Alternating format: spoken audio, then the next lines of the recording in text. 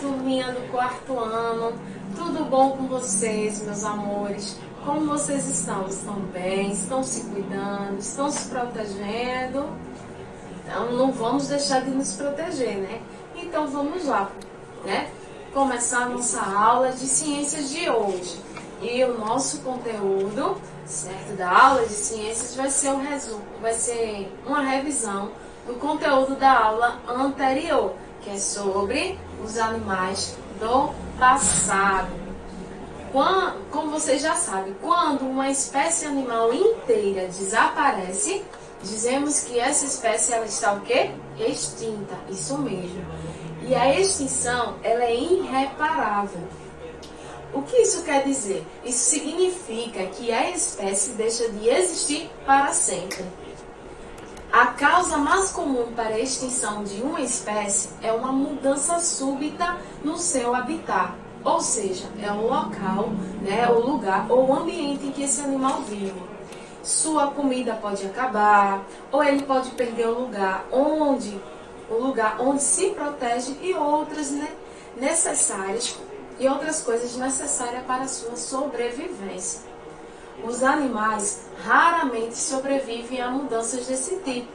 Muitos fatores podem provocar mudanças no habitat de uma espécie, como por exemplo as enchentes, né, as queimadas, as secas, vulcões e vários outros acontecimentos naturais. Vocês sabiam que nós seres humanos também podemos provocar mudanças que afetam drasticamente a vida dos animais? Isso mesmo. Como por exemplo, derrubar florestas, drenar áreas que normalmente são alagadas, deixando elas secas. Também podemos construir represas que mudam o curso dos rios, né? Ou fundar cidades em terras de que os animais precisam para sobreviver. E além disso, os humanos causam a poluição do ar, da água e da terra. Podemos falar um pouquinho dos animais do passado, que temos aqui o exemplo, é sobre os dinossauros, que apareceram na Terra há cerca de 215 milhões de anos. E eles foram os animais terrestres mais importantes do mundo por mais de 150 milhões de anos. E há 65 milhões de anos, no entanto, desapareceram. Muitos cientistas, eles acreditam que um grande asteroide vindo do espaço causou essa extinção em massa. Quando o asteroide atingiu a Terra, o impacto causou mudanças muito drásticas no clima do planeta.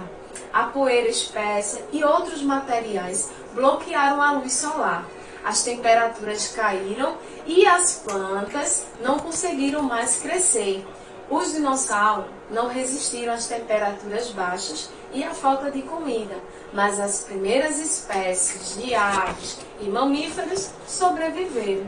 E como é que sabemos de tudo isso?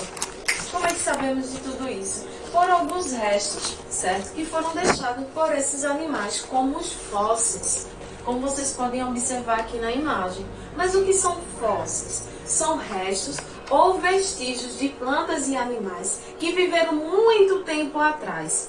Eles fornecem aos cientistas pistas sobre o passado, por isso são muito importantes para a paleontologia, que é o estudo da vida na pré-história. A maioria dos fósseis ele é encontrado em porções de terra que no passado estavam embaixo da água.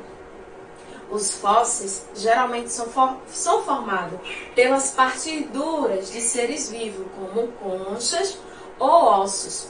Quando um ser vivo morria, seus restos desciam até o fundo do mar e as camadas de terra e os restos de outros seres vivos se acumulavam sobre eles. Com o passar do tempo, essas camadas se convertiam em camadas em rochas e, por fim, as partiduras do animal ou da planta também se transformavam em rocha. Como vocês podem observar aqui, que temos um fóssil aqui de um animal, mas também temos aqui outro fóssil também que são de plantas, que também ficam registrados em algumas pedras, em algumas rochas, certo? O fóssil, ele é o formato dessas partes duras conservadas na rocha. Alguns fósseis se formavam a partir de moldes deixados em materiais moles, que mais tarde endureceram, como, por exemplo, cientistas encontraram pegadas de dinossauro em rochas formadas a partir de lama, como vocês podem observar nessa imagem. Outro tipo de fóssil que pode se formar depois é o de um inseto ou de um pedaço de uma planta que pode ficar preso em uma resina, como vocês podem observar aqui. Essa resina é uma substância viscosa produzida por algumas árvores bastante antigas. Quando essa resina ela endurece, convertendo-se esse material chamado de âmbar, e o objeto que está em seu interior ele é preservado.